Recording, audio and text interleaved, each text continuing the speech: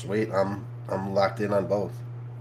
All right, we should be good to go here. Stokastic, it is a Sunday morning. We're getting a little MLB today, going a little bit early than we normally will, but we, of course, will pay deference to the NBA whenever we are doing these shows because baseball tends to be a little more sedate when it comes to the timing, the news, etc. Today, we have pure chaos for the NBA. You're going to get a show for that coming on right after us. It looks like the sites have broken things into two waves of games for basketball at 1 o'clock and then 3:30.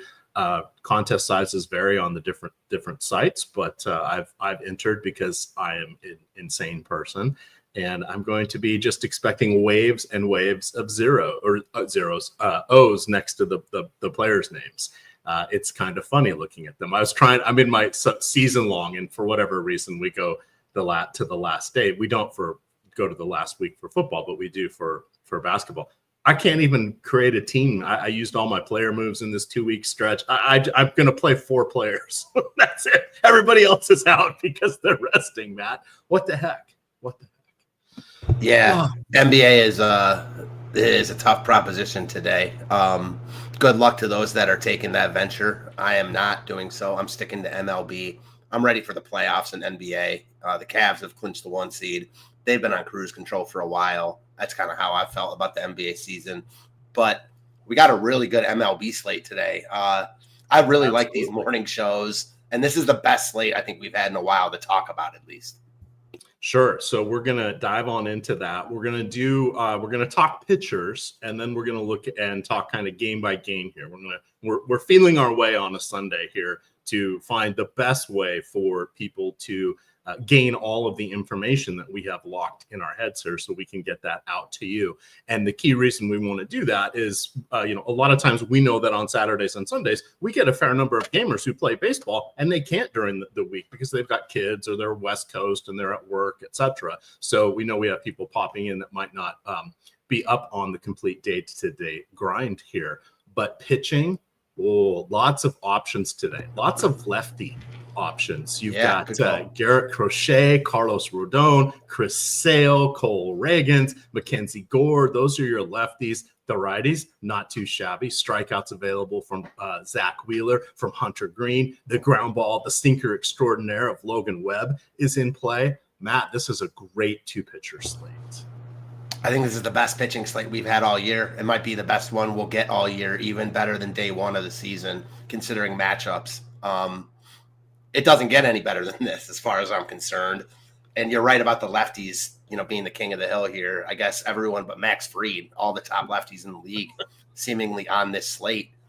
Tariq Skubal? What? Yeah, Skubal. Sorry. Sometimes I have these, brain freezes and guys just. Framber Valdez? Come on. I'm going to keep coming at you.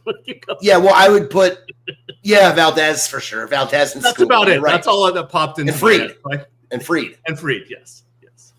All right, fair enough. I deserve that. No doubt. I rub you any chance I get. So I'll take if I couldn't take it, I shouldn't dish it. As far as like the top pitching on the slate goes, I think it starts and ends with Garrett Crochet just because of the matchup. Going back to the team that traded him, if you like that sort of thing, I don't think it matters here. We talked about this yesterday on both slates. I talked about it with Dick Fitz, who was good, left early with injury, didn't even get the win. I still think he was the best pitcher on the slate, like raw points wise. Now you got Crochet at a decreased $9,400 tag. Like, I'm a huge Zach Wheeler fan. And if I have one start in Game 7 of the World Series, I think I'll choose Wheeler over any other guy on this slate. It's really close between a bunch of guys, but I think Wheeler would be that guy. But that's not DFS. He's the most expensive. Crochet is a better DFS pitcher in a much better matchup. It's hard to get away from him here. Now, his ownership is really, really high on a slate with a ton of good pitchers. So there are cases to be made for not playing him. He does have the highest top 2 pitcher percentage by a good margin. And the counterpoint I would make to people who would say there's so many other good pitchers, Crochet's overowned. I'll admit he is overowned, but maybe not, quote unquote, overowned enough because there are so many other good pitchers that people are going to get away from Crochet when maybe they shouldn't in this spot. So I see it both ways. He's clearly the top pitcher on the slate. There are a bunch of good options behind him, though. How do you feel about Crochet? So good, actually. And this is where it's a remember me game, right? He was with the White Sox for the last 5 years. Last year, while he made 32 starts, he only had something like 146 or 148 pitches. That's because from July 1st onward, the team never let him go more than 4 innings. And in some cases, he went less than that. Now, he would have led the league in strikeouts. He had 12.9 per 9 innings. If he had enough innings to qualify, but they were intentionally not pushing him, but they wanted to keep him on that 5-day schedule. Ultimately, they traded him in the winter meetings to Boston, and they ended up getting 3 top 25 prospects and a top 50 prospect from Boston. So Chicago, it was a good move on their part. Boston, however, Boston is saying, go on out there, go forth and prosper, young man. They have allowed him to go 88, 102, and 107 pitches in his first 3 starts. So I thought that was a notable call out here in that they're not coddling him. They may later in the season or in different spots, but at this point we should expect at least 6 innings or 100 pitches from him. So I think that's good, especially against his former team that pretty much sucks. I mean, they suck. They're awful. I was having this conversation with Greg on must have been Friday night, and we compared the White Sox and the Rockies. I think the White Sox are the worst, like by far. Even, I don't want to say by far because the Rockies are horrendous as well. But I do think the White Sox are the worst. So he gets just the nut matchup. And then, the thing about it is, even if he weren't on the slate, there'd be so many good options. So for me, the next guy I'm going to take it to is not the next guy in the tools, nor the next most expensive. It's Hunter Green. I mean, okay. He has looked absolutely phenomenal this year. It started in spring training. He lost a ton of weight. He's been arguably the best pitcher in baseball so far through the first 3 starts. Now, I'm not saying that he's that guy now, but he's always had tantalizing elite stuff. It's a tough, park for pitchers. We know that. But his K upside is just so high against a weak Pittsburgh lineup. He's too cheap at 8,500. I mean, I'm buying what Hunter Green is selling this season, and he looks really, really good to me. Now, ownership saying the same thing. He's coming in as the next highest owned pitcher on the slate at 30%. He's another guy, though. I just don't mind it. I mean, he's been so good. He's too cheap here. How do you feel about Hunter Green? So I always like him. It's the strikeouts. It's the currency of the realm. We love that.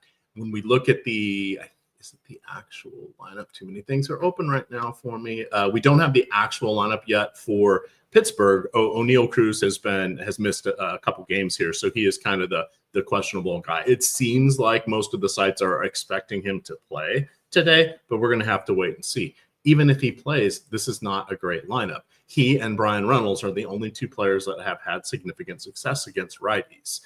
Additionally, there is almost no power from the rest of the lineup. You've got veterans Tommy Pham and Adam Frazier towards the bottom. They don't really have much pop anymore. Catcher Henry Davis, good prospect, but he's against better against southpaws. Isaiah Kiner-Falefa makes contact, doesn't strike out, but great. He doesn't hit the ball out of the infield. So all of a sudden, and I didn't even say bad things yet about Andy Rodriguez. And then Brian Hayes, much better. Hey, I really like Andy Rodriguez, so watch your mouth there. Come on. The last 35 plate appearances against righties, a .067 isolated. Yeah, he's got some work to do. I shouldn't have even said anything because it gave you the opportunity to just say those numbers. I get it. So I think Hunter Green is fine, but I will counter with Mackenzie Gore, who Einsteinium asked, is he a player that we're looking to today? Now, I haven't seen confirmation yet, but I think the Miami roof is going to be closed. Even if it's not, Mackenzie Gore going against the Marlins is a relatively strong spot. He is going to be vastly different than what the Marlins saw yesterday from the Nationals, who was Trevor Williams. Was on the mound, and your Marlins are not super scary. They're okay, but they also fare better against right-handers because they've got Kelly Stowers, Griffin Conine. They're lefties, right? So now they're in a lefty-lefty matchup, and it's just it doesn't look good. Mackenzie Gore came over as part of one of the Juan Soto trades when he was part of the Juan Soto deal. That Mackenzie Gore and CJ Abrams came over as part of that deal for the Nationals. Man, you look at the Nationals, no more Bryce Harper, Kyle Schwarber, who else? Rendon.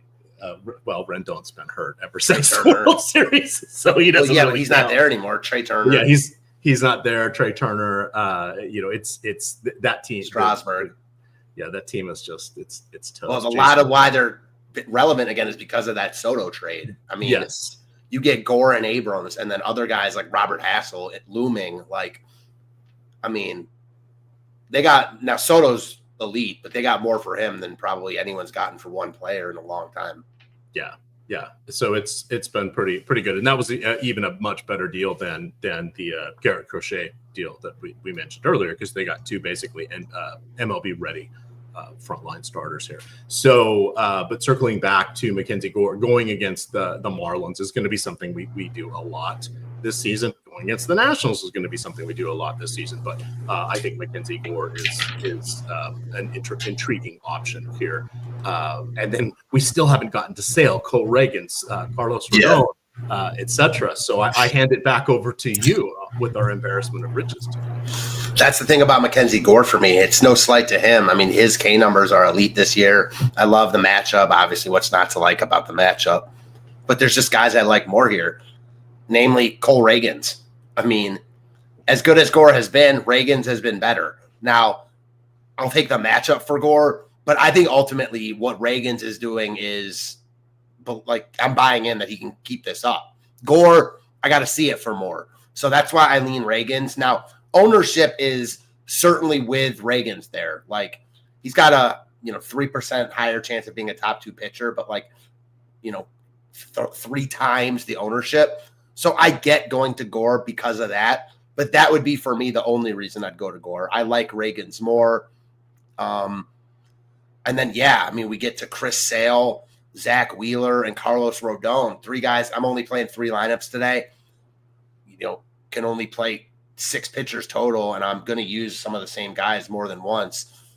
As much as I like Chris Sale, Rodon, and Wheeler as pitchers, namely Sale and Wheeler, I'm not sure I'll get there. The only thing that's kind of keeping me from cementing that is that Rodon is the second overall pitcher in the top pitcher tool. Now, it's pretty jumbled after Crochet, but Rodon's the next guy. I mean, I like this San Fran lineup. I don't really see it. I don't think I have to play Rodon here, but that is something.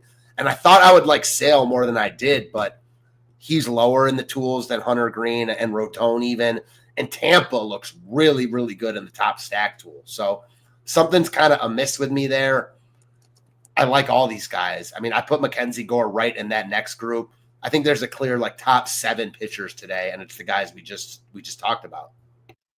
Yes. I'm just quickly calling up the game log here for Sale. So he has gone, where's the pitch count? He has gone 84, 87, 86 pitches. Just wanted to, I was comparing him to Garrett Crochet, who I mentioned with 88, 102, and 107. Sale, of course, Cy Young caliber, the esteemed veteran, got all the kudos last year for Atlanta, but this is an interesting spot here for him against Tampa Bay. His velocity has been down also. I would be remiss. Yeah, exactly. So we give the respect to Chris Sale, but this is one where I was looking at, and I was trying to get, there was a good number on the Portfolio EV first 5 innings line for Atlanta, because we have a spot starter going for Tampa today.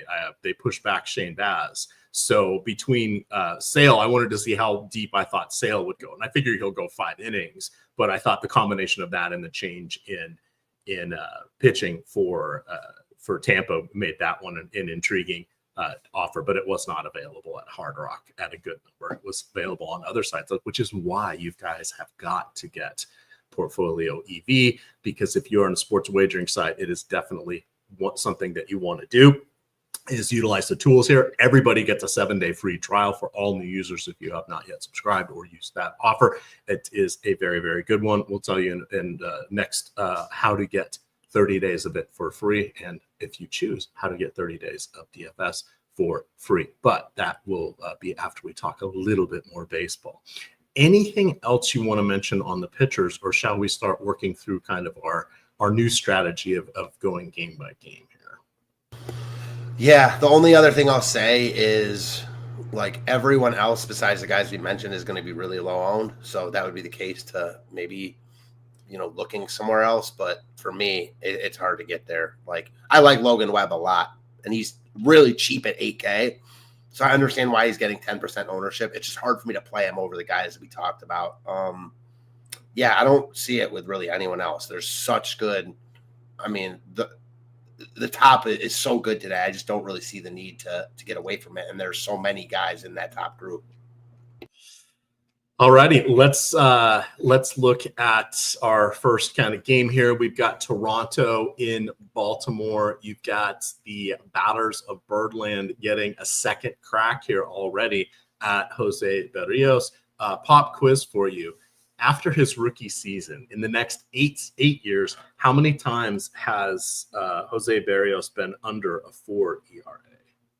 So this is shameful because I skimmed over your article this morning and I know this was in there, but I can't remember. So I'm going to say, I know I read it because I have this call out, but I just can't remember. So it was, he had exactly 4 ERA in the pandemic shortened season. And then in 2022 had a 5.23 ERA. Otherwise, every year except for his rookie season, his ERA has started with a 3. How often does it feel like we haven't been able to trust this guy? He's burned us, et cetera, et cetera. Lindquist loathes him after the days of Minnesota here. But I always find that interesting when you kind of recommend against him here because he has such good season-long numbers. But the Orioles already got to him once this year. We know the batters of Birdland are a strong core here. So I lean towards the Baltimore side in this one, but I wanted to call that out just because it's not the slam dunk that some people think. Much like yesterday, we talked about Martin Perez, didn't really get blown up. Tyler, who was it? Tyler for the Angels, the fly ball version didn't really get blown up. He was the highest scoring pitcher on the slate, Tyler. Yeah, Berrios is one of those kind of guys. You're like, oh, I hate this guy. But then you start looking at it, you're like, okay, this doesn't feel as comfortable as I thought in my mind's eye. How do you see this matchup? And then if you want to talk about the Toronto bats, that's copacetic. Yeah, I'm definitely not playing Berrios against Baltimore here with the guys we have. Berrios is a pitcher I respect. Certainly he's paved his way to a long, successful career. Parts of that career have been really, really good. Most recently, not so much. He's still not a guy like I need to go out of my way to pick on. So I think there are worse pitchers on this slate. Offense is in better spots. Baltimore is in play as a stack because they're really good. They've got good hitters up and down their lineup. So I don't think many lineups are out yet, but when theirs comes out, presuming you get Gunnar, Adley, all the guys up top that you expect. I see no reason to say you can't stack Baltimore. They just don't really stand out on a slate with a bunch of really good offenses because what we didn't talk about with pitching is while those 7 guys are really good plays and then there's a few stragglers behind them that are in play and good pitchers, just not in great spots, there's a lot of bad pitching on this slate, guys we want to pick on. So Berrios is in that middle group. Like, I'm fine with Baltimore, but just because Baltimore's good, not because I really need to pick on Berrios. All right. And then for Cade Povich, jury's still out. He is somewhat of a prospect of note, but he never really put it all together yet for Baltimore. While he's facing mostly righties in this lineup, it's really only Vladimir Guerrero and former Baltimore Oriole Anthony Santander that are only the scary pitchers, but we have so many other choices. This is kind of a stay away from Toronto, stay away from the Baltimore pitcher part of this game. Do you see that any differently? Nah, not really. Similar to the Orioles, I would definitely play Toronto stacks over Povich today just because of how the slate breaks down, but I'm not rushing out of my seat to stack Toronto in this spot. Povich hasn't been great, and his underlying numbers aren't very good. It's just, do I really want to stack Toronto on a big slate like this? I could see it. It's just probably not where I'll go personally. Yeah.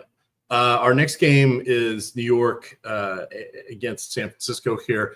We mentioned two pretty good pitchers for Logan Webb.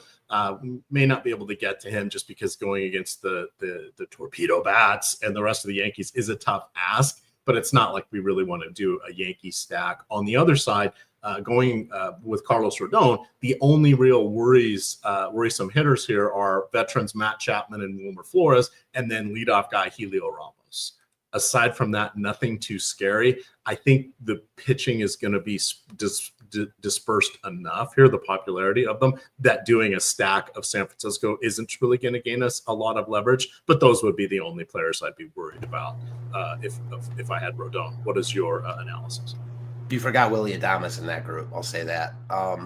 He's spent so much better against same-handed pitching, though. Yeah, he's been a mess against righties. I have him on my. You mean against lefties? Yes, lefties, I know. Sorry. Yeah. He's just not a guy I like to leave out of stacks just because his power upside. Presuming you get to the guy, Rodon's not on his game, then they're getting to the bullpen. But your point's well taken.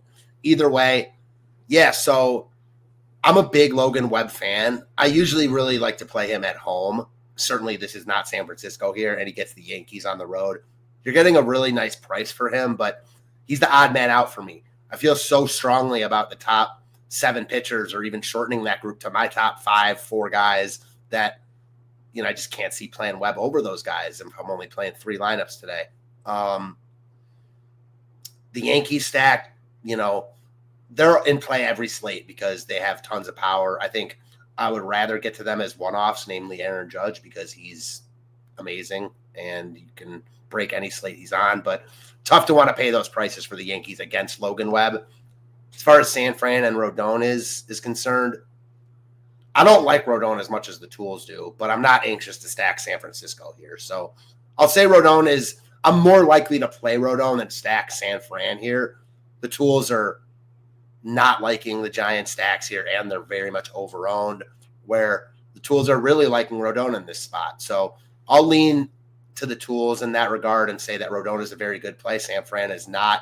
All in all, though, I don't think I'll personally get that much from this game. All right, moving on to the next wave of games, the 140 games. We hit on Mackenzie Gore. If we look towards the Washington bats, they are going against Cal Quantrill, a favorable spot, but CJ Abrams landed on the injured list. So they've got, they're an okay secondary stack with James Wood, Nate, Nate Lowe. Sorry, I had to remember my mnemonic. Luis Garcia, but there are other good places to go. If you are hand building, I don't mind that trio of lefties as a secondary stack, as salary savers. It's going to vary depending on your DFS side of choice. But aside from that, I don't have much else from this game besides Mackenzie Gore. Yeah, I'm with you. I mean, the loss of Abrams really hurts the stack. I'm totally in agreement with you here. Like Washington, I could always pick on Cal Quantrill, but tough to want to stack them in this park here. There will be other days, Matt. Yeah. There will be other days. The only thing interesting to me here, and honestly, this is probably just in the weeds too much, is the last slate that Quantrill pitched on, the Braves were uber chalk against him. Like, they were crazy high owned because Quantrill is not good. Now Washington is just like, mediocre, or medium owned, nothing special. But they don't stand out as a top stack. No Abrams hurts, and there are teams I really like today. So I'm not going to get to Washington. All right. I see that Nightbot's helping us out. Just dropped in some information on the free trial there for Portfolio EV. I've got this tab. I'm sharing it now on our screen, but I've got this up on playback as well. This is how you can see the different MLB wagers that are available for us. You're able to build out your own portfolio views. So I have built out some different ones here for Hard Rock because, sometimes it looks like there's lots of great bets for me. And then I get into here and I realize, I only have a few options. Now, I will say that's because there's really no basketball up right now for Hard Rock. But surprisingly, once I set the parameters where I wanted them to go, I get a decent amount of bets. I can usually make about 50 to 70 per day, and that enabled me to make about $500 or $600 last month on Portfolio EV. I've also got one here set up for the social sites, so sites like NoVig. I can't remember that. Profit X and a few others. Flip is in there, but you can see there's a lot of NoVig wagers that are available. That is also a site that we offer, and we also offer that as part of our link join. So I will drop that link into chat. But if you sign up through NoVig, you'll get a $10 deposit bonus on your first $100 deposit, and then you'll get 30 days of Stokastic single sport sims free from us if you follow our instructions. I will drop that in there shortly. Back to our next game here, Matt. Let's I should have put my I have glasses now, but I'm not, they're progressive, so I have a hard time. They make me dizzy. I need to get used to looking at them, but or looking at my computer with them, but I didn't want to wear them today. I will be debuting those probably later this month, Matt, because I'm old. Never get old. If we look at the Pittsburgh and Cincinnati game, you mentioned that you like Hunter Green. Do you like any hitters against Carmen Malinsky? Yeah, I could definitely get on board with Cincinnati here.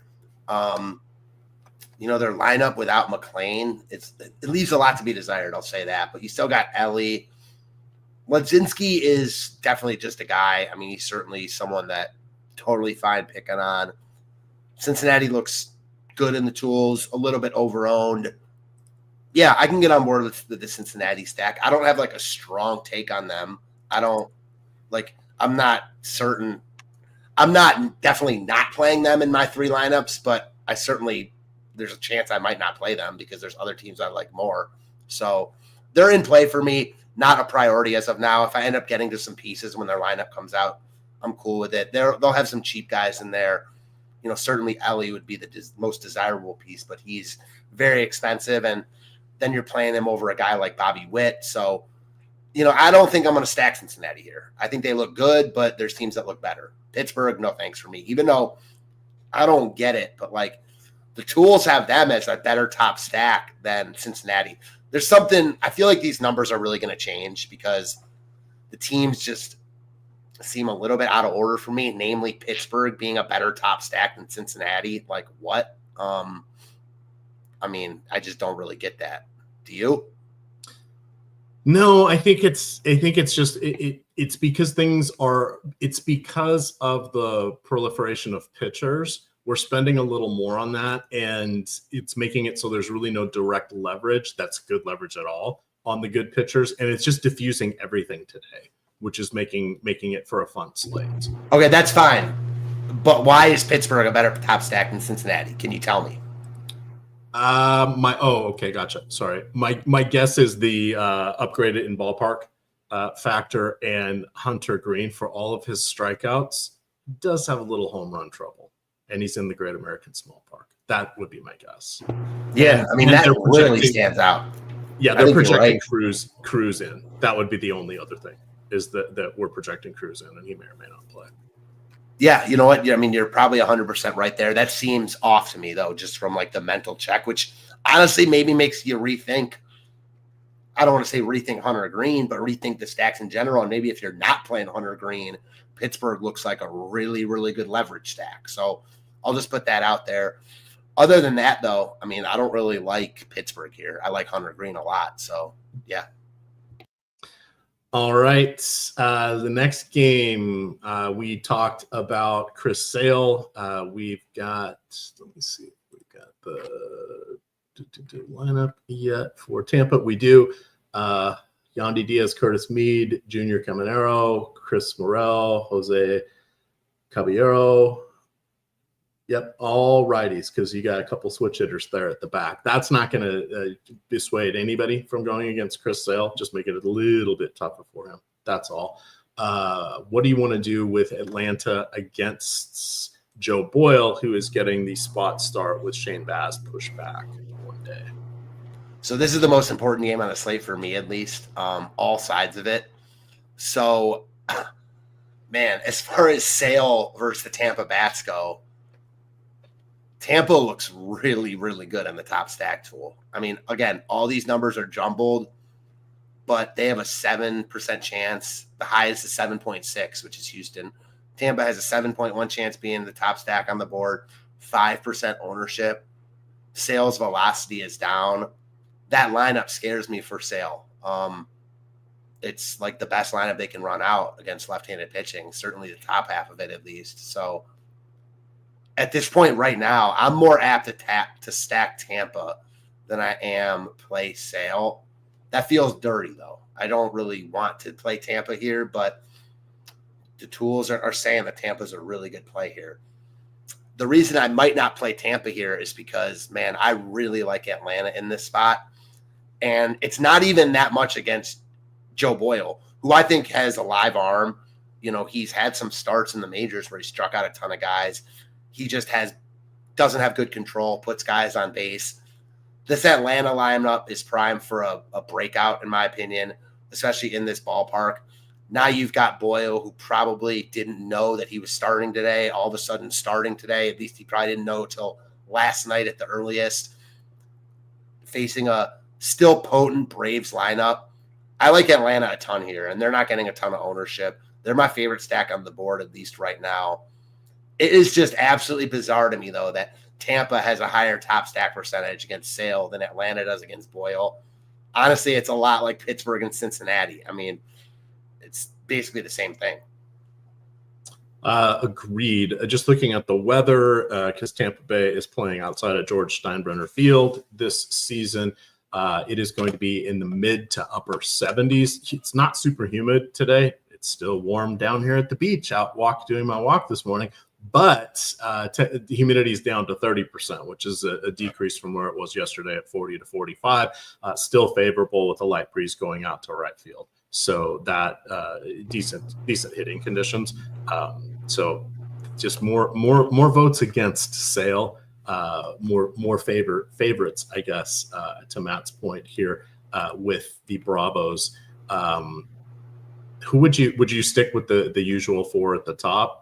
Go 5 deep with Albies. What would be your? Yeah, no, I like 6 guys on the Braves. You know, if I'm stacking them, I don't mind getting to even more than that. But it's the 1 through 5, and then Sean Murphy, presuming he's in the lineup. 2 home runs yesterday. He's been red hot since he came back.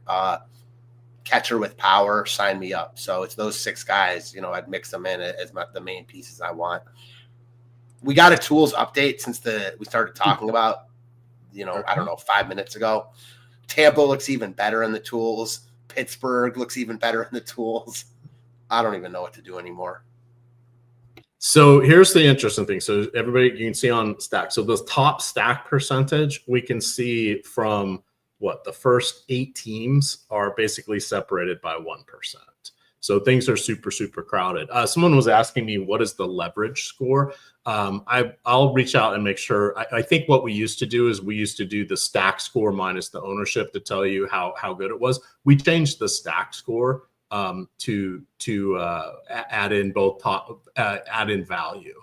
And I think, or do a blended thing. So I think that's why this math doesn't perfectly work out, but close enough that's what it looks like it's doing here. But what it's telling you is, against, and we might even be working in ROI somehow into this with all the different advances we've done on the tools, since I'm not on the tools calls here. But you can see the different ways leverage is occurring here. Now, for leverage in baseball, you'll get it on certain days where it's direct leverage is super key. We're not seeing that today because the most popular pitchers are also pretty good pitchers. So that makes it hard to want to go against them. But sometimes we'll get a cheap pitcher or someone in a good spot or against a weak team, and you can go that route and find leverage. Another example of leverage would be last night, the Cubs. Cubs hardly represented at all in tournaments, aside from Tucker and Suzuki. They ended up with 16 runs. I went to bed and they had like 8 or 9 runs. I woke up this morning and I'm like, does that say 16? I was trying to look at my phone. Glasses were in the other room. Again, never get old, guys. I will say, a little bit misleading on those 16 runs because was there a position player that came in or something? No, well, there was. So Carson Kelly hit his second home run off a position player. But more importantly, for DFS purposes, Seiya Suzuki left the game early in like the 5th inning. Miguel Amaya took his place and went like 3 for 3 with a homer and 5 RBIs. And then they also brought in someone else off the bench who had a homer and multiple hits. So I think their 2 highest scores outside of Carson Kelly were off the bench. That's hilarious. That's hilarious. Astro TGE says, how much do the season-long DraftKings fantasy points matter over the matchup when picking players? Absolutely nothing whatsoever at all. You're trying to muddy a whole bunch of season-long information into specific things that can dramatically change. Ballpark, weather, ace, gas can, etc. Don't look at the average fantasy points for baseball. Plus, the proverbial Mike Trout 0 for 5 versus, I don't know, pick another crappy player, hits a home run, Trout gets a 0, and the other player gets 17 points. Well, wouldn't you have rather played the other player? Great, but there's other, air quote, other players littered across every lineup that we just don't know who's going to hit the home runs for that day. So, no, do not look at fantasy points at all. Let's hit next. Well, we almost hit the 2 o'clock games here, I believe. Why, yes, we are, Matt. We are getting – oh, no, I missed one. Haha. Your team, Cole Reagans, going against the Guardians. On the other side, you have the vaunted Ben Lively. This is my chance to misspeak and say Blake Lively at some point. Ben Lively, who had to leave the U.S. in order to make himself a better pitcher to come back and make it to the majors. What do you want to do here with your Guardians pitching staff? Yeah, I'm not playing Ben Lively here. I mean, no way. I can't believe how low in the tools Kansas City is against Ben Lively. I mean, on opening day, they were like the top stack in this same spot. But it is what it is. I think they just look okay here. Certainly Bobby Witt, always in play. Their lineup is not great. I mean, to say it kindly, but they still got a good top half of their lineup. So I'm much more apt to use Kansas City here against Lively than Lively himself. I don't even think that's a question. Cleveland, I'm not in on Cleveland against Cole Reagans. They're another one, though. Like, they're coming in with leverage. They're also, like, they have a better chance of being the top stack than Kansas City. So it's like opposite day. A lot of the teams that are facing the better pitcher also have the better chance of being the top stack. Similar story as Pittsburgh, Cincinnati, and Atlanta, Tampa Bay. I'm still not going to stack Cleveland against Reagans, though, personally. All right. Any call-outs? Pasquatch, I think, is your best home run from this game. That's really all I wanted to add. Yeah, agreed. Detroit. Yeah. Fair point. Detroit, Minnesota. I see some people asking, why is Casey Mize not listed so highly, or why is he not getting a great projection? My guess is that's because he averages around 7.5 strikeouts per 9 innings per most of the season-long projection numbers. It is an okay Twins lineup here. I will say I did stream him on 3 of my 5 season-long leagues today because he was sitting there on the waiver wire. So I was willing to use one of my 200 starts on my roto leagues with him. I think he is above average, but is above average going to get us where we need to be with so many potential high-scoring pitchers? That's where I think he's pushing down a little bit. Do you have a read on Casey? I like Casey Mize. I've been on him this season so far. I think there's too many actual proven good pitchers on this slate to want to trust Mize here, but he's cheap. He's not getting any ownership. He's been really good. The underlines are good. The K percentage is up. Like, I don't know. Yeah, I like Casey Mize way more than the tools. Much more apt to play him and stack Minnesota. I guess kind of skipped over him when we talked about pitching, but he is a guy I can get on board with. Spending down on him. Like, again, I'm just buying what he's selling so far. He's always had talent. And again, he's cheap and not getting any ownership. So yeah, I'm actually on board with Mize. I'm surprised he's so low as well. Any batters you want to mention in this game? Yeah, I mean, I have to. Detroit right now is second overall in the top stack tool. Now, I don't really like Simeon Woods Richardson. I don't think I like Detroit that much, though. They're coming in with nice leverage, though. The field's kind of with me and not liking them that much. The Tigers' bats, there isn't like one that I love, but Detroit as a whole, I mean, your Motor City Kitties, they've been good to start the year. They stand out here as a good stack. Wanted to look here at the actual raw projections for our pitchers and see where we have. Oh man, we have mines at 10. So that's this is DraftKings scoring. So that's significantly lower than anybody else. Kind of the scrum is you want your 15 plus DKP. This is the entire slate on here. Let's look at just the main slate. See that still he's down near the bottom. So those as mentioned before, that would be kind of my guess is where he's at. But 2 strikeouts higher than expected, and all of a sudden he's up with one. So it's baseball can be fickle when you're looking at median projections. Let's see here. We'll hit a few thoughts on the late afternoon slate, but we got 3 more to go here. Houston versus the Angels. Kyle Hendricks is on the mound for the Angels. I'm having a little bit of trouble hearing you. I don't know if that's my end or your end. Chat will let me know if I'm not doing that's well. Better. Okay, I'll check my settings here. What do you like here from the Angels and the Astros?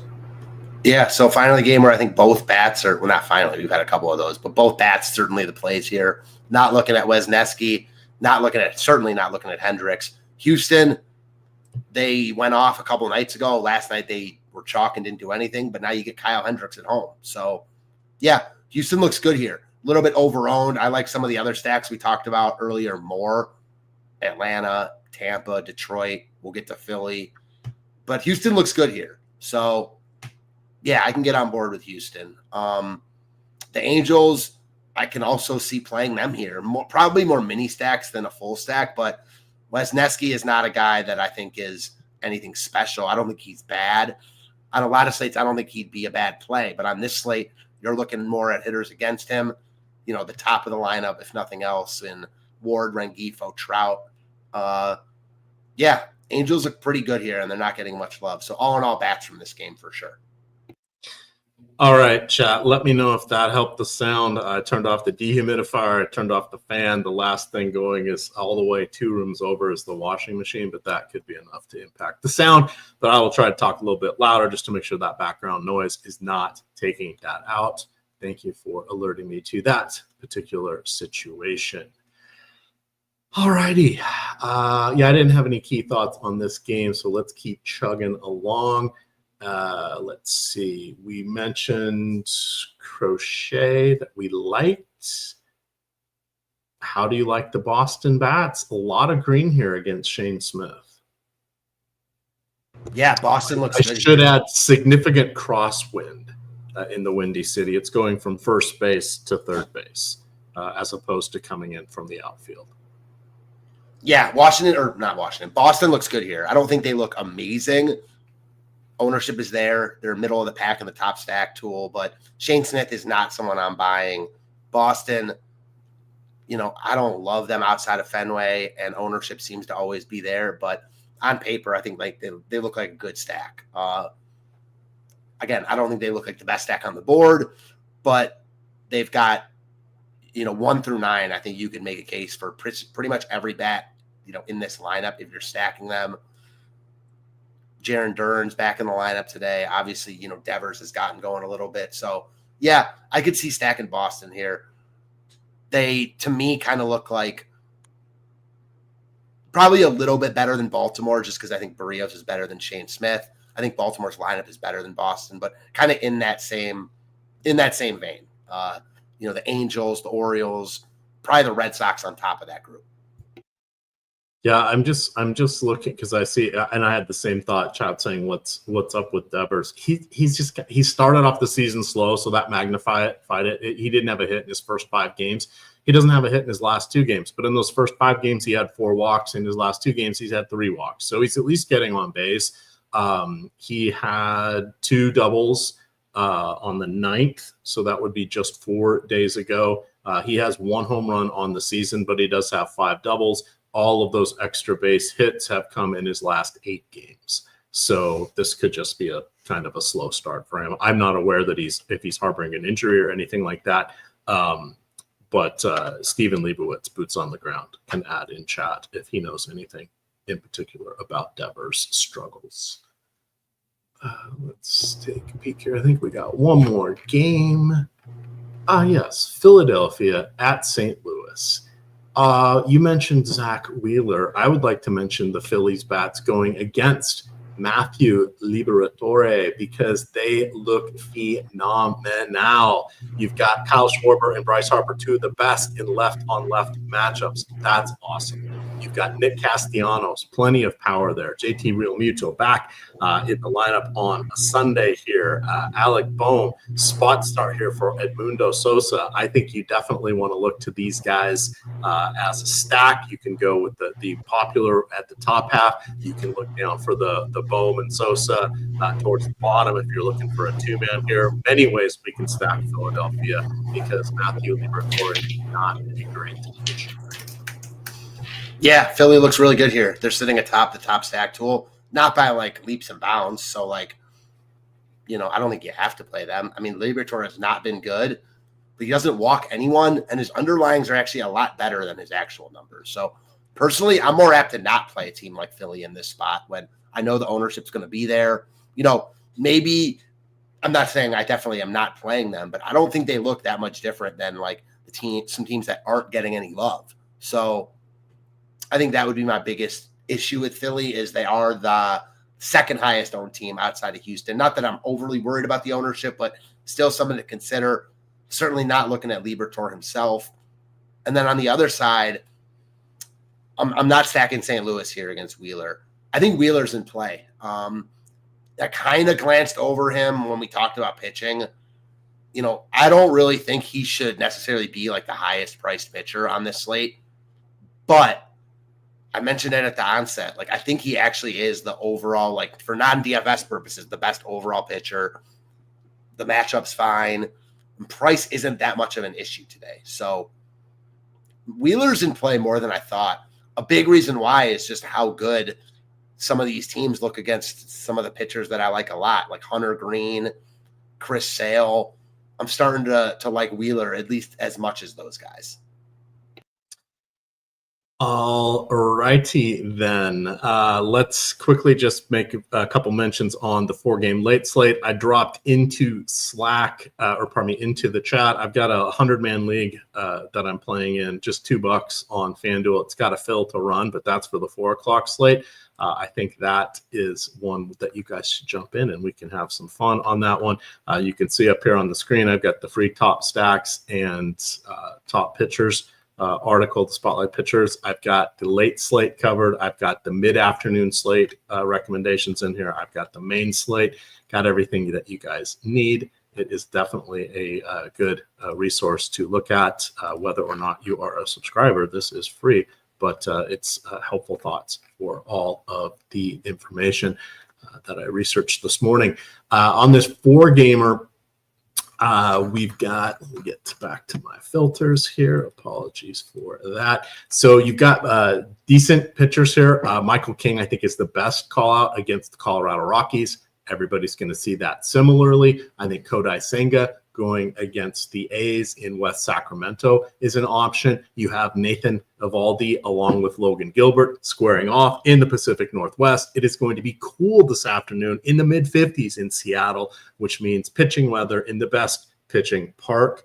And then you've got fastball Freddie Peralta in Arizona. Roof is closed, taking on Zach Galen here. So a lot of good pitching options. Any call outs that you have for any of those pitchers? That's a lot for 4 games. So it's a really loaded pitching slate in the afternoon too.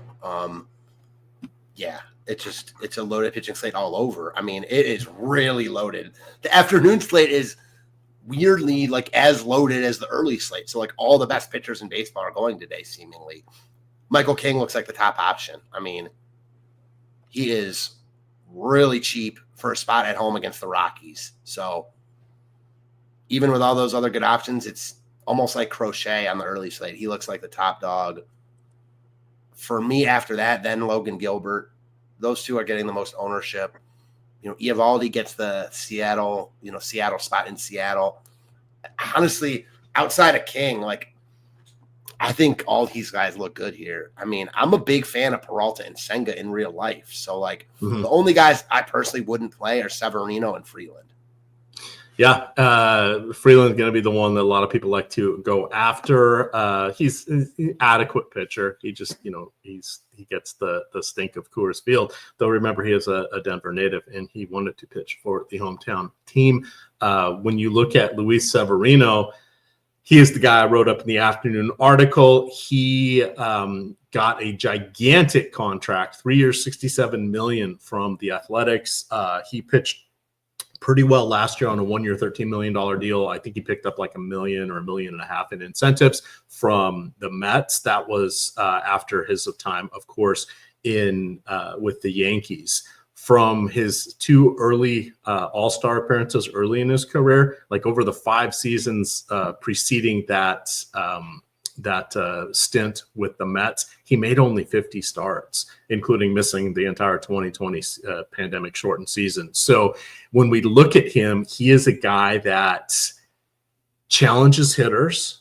He answered the bell and made a ton of starts last year. At best, that's what Oakland can hope for. Most season-long projection systems have him down to about a 7.5 to a 7.7 strikeouts per 9. That's almost 3 below what he had in 2016, 17, 18.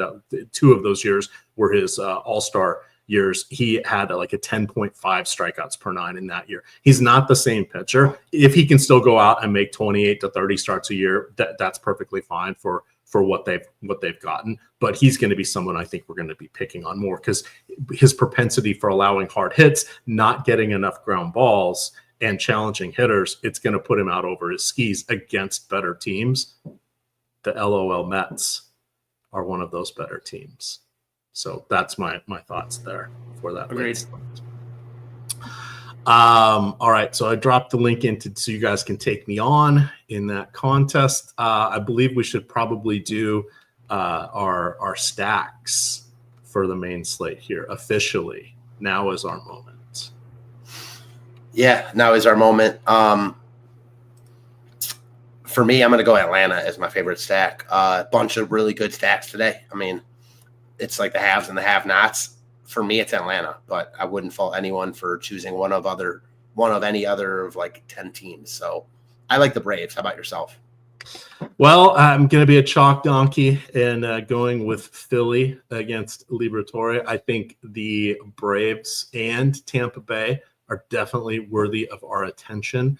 After that, you can kind of salt to taste, if you will. I think maybe looking at, did we get that Pittsburgh lineup? I think picking on, and I know you're going to hate this, but one-off home run hunting, Matt, against Hunter Green. Yeah, we still don't have that lineup, is the way to go. My guess is if they haven't announced it yet, O'Neal Cruz is probably not playing today.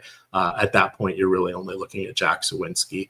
Leadoff guy, super cheap, and he does have extra base potential with the platoon advantage. But if O'Neal Cruz was healthy, he would be my borderline home run call of the day. That's where I like the power versus power, right? The challenge against the heavy hitter there. I mean, Green was awesome last start, but that was in San Francisco. So much like I talked about with Logan Webb, far cry here from San Francisco today for multiple pitchers, but Green himself certainly included there. All right. Do you guys have any questions? Who are your guys' home run calls of the day? Matt, who is your home run of the day? I'm going Matt Olson, taking Joe Boyle yard. Again, I like Atlanta a lot, and give me Matt Olson as my home run call of the day. All right. I'm going to be getting low. That's getting low with Nathaniel for the home run against Cal Quantrill. You see, he got scratched on Friday night, I think, and pinch hit like a 3-run double to win them the game. That's because he got low. See what I did there? I do. Unfortunately, my computer did not freeze during that. I wish I could have those 5 seconds back, but hey, it is what it is. Hey, chat, was my microphone working for that? It was. Yes. All right, let's see who we got coming in here. Adley, history against Jose Barrios. Jaron Duran for the Dong there from Stephen Leibowitz. I love my wife, says Judge. Matthew Cummings says Josh Bell home run. There we go. Bobby Witt coming into play here. So there we go. That was our fun little MLB slate. Again, guys, we get the promo or the link that I dropped in chat there. I'll put it in one more time. You get a $10 deposit match if you join NoVig. Chatbot and I have both been putting in the links on how to get your link join bonuses as well. And then, of course, we have the Stokastic Hall of Fame. I'll drop that link into chat. But if you guys rep the Stokastic avatar, finish top 3 in any contest with 5,000 or more people, you can get a full month of Stokastic. We have multiple levels for the Hall of Fame, and the landing page details all of that. So I will drop that into chat right now for you guys. But with that, we are going to get on out of here. Enjoy the Sunday Fun Day contests, and we have NBA Live Before Lock coming up in mere moments. With that, gamers, you guys can follow Matt on Twitter at FantasyTipsMatt. You can find me at EMACDFS. And of course, it is Stokastic_COM. With that, gamers, good luck.